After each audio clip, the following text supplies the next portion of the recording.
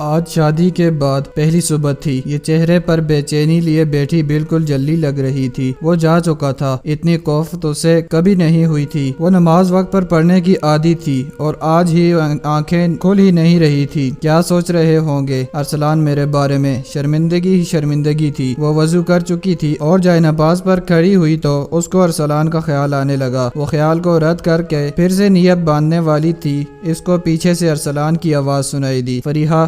اس نے پیچھے مڑ کر دیکھا تو وہ دروازے پر کھڑا ہوا تھا۔ آپ نماز کے لیے نہیں گئے؟ نہیں، میں گیا تھا لیکن واپس آ گیا۔ وہ اس کی طرف قدم بڑھاتے ہوئے بولا، جس کا چہرہ ابھی تر تھا وضو کے پانی سے، مگر کیوں وہ منہ کھولے کھڑی تھی۔ اس نے آنکھیں بھر کر اس کا کھلا منہ بند کیا اور کہا کہ تم میری امامت میں نماز پڑھو گی۔ پتہ نہیں یہ حکم تھا یا درخواست تھی یا حق تھا۔ وہ لڑکھڑا اٹھی اور وہ جائے نماز بچھا چکا تھا اور اس کی بیوی اس کے پہلو میں کھڑی تھی۔ عجیب شخص تھا نا کہ جس کے لیے ساری زندگی محبت کے لیے ترستی رہی تھی، اس کے پہلو میں ہی نماز ادا کر رہی ہے۔ وہ دونوں اب نماز ادا کر رہے تھے۔ سلام پھیرا گیا تو چپ تھی، بالکل جیسے الفاظ ہی نہ تھے۔ اس کے پاس وقت کے رکنے کے التجا اس نے بے ساختہ کی تھی۔ اب تم میری امامت میں نماز پڑھو گی۔ وہ مسکرایا اور بیوی سر جھکائے کھڑی تھی کہ جیسے ابھی ہی رو پڑے گی۔ سورہ علم نشرح کی تلاوت اور کمرے میں اس کی مدھم آواز اثر کر رہی تھی اور وہ اپنے من چاہے شوہر کے ساتھ امامت کر رہی تھی۔ پھر سلام پھیرا گیا اور دعائیں مانگی گئی۔ اب وہ اپنی انگلیوں پر تسبیح کر رہا تھا۔ بیوی اپنے شوہر کا وجود محسوس کر رہی تھی کہ بے ساختہ دل چاہا کہ کہہ دوں کہ کہا تھا نا تمہاری ہوں، آج رب کے سامنے بھی گواہی دے دی، مگر وہ نظریں نہیں اٹھا پا رہی تھی۔ وہ بس خاموشی کے ساتھ اپنے شوہر کی طرف دیکھ رہی تھی، جیسے اطمینان اس کی رگوں میں اتر رہا ہو۔ تسبیح بند ہوئی تو دونوں سر جھکائے بند آنکھوں کے ساتھ دعا کی قبولیت کی کوشش میں تھے۔ کچھ مانگنا باقی رہ گیا تھا، اب تو بس شکر ہی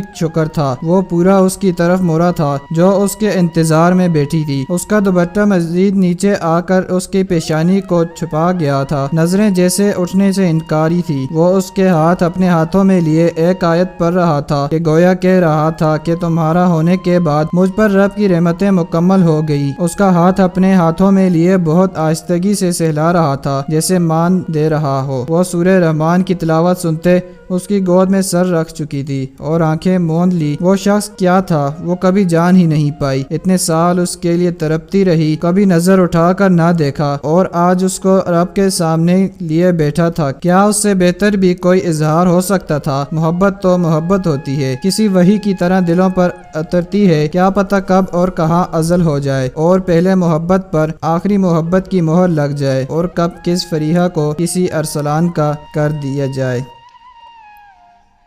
پیارے دوستو، یہ ایک شارٹ سی سٹوری تھی۔ اگر آپ کو پسند آئی ہے تو لائک ضرور کر دیں، اور اگر آپ میرے اس YouTube چینل پر نئے ہیں تو چینل کو سبسکرائب ضرور کر دیں۔